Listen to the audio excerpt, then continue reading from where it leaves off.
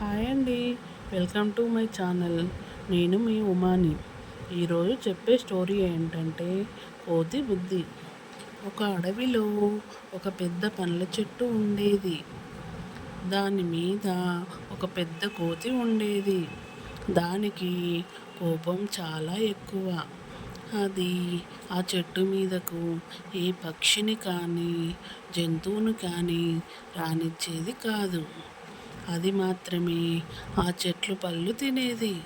మిగిలిన వాటిని ఎవరిని తిననిచ్చేది కాదు. ఆ కోతి అంటే ఎవరికి నచ్చేది కాదు. ఒకరోజు ఆ అడవిలో పెద్ద గాలి, దుమ్ము, వర్షం వచ్చింది.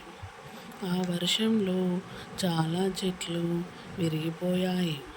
అలాగే కోతి ఉన్న చెట్టు కూడా విరిగిపోయింది.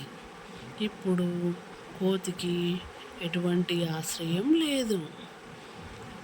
ఏ జంతువు కోతికి సహాయం చేయలేదు.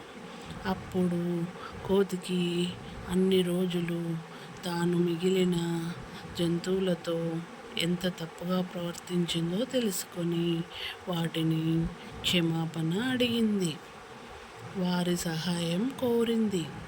అప్పుడు అన్ని జంతువులు కోతికి సహాయం చేశాయి. అప్పటి నుండి కోతి అందరితో స్నేహంగా ఉండేది. అందరితో కలిసి ఉంటే ఎంతో సంతోషంగా ఉంటుందో తెలుసుకుంది. ఇందులో నీతి ఏంటంటే కలిసి ఉంటే కలదు సుఖం. Thank you. Sweetie?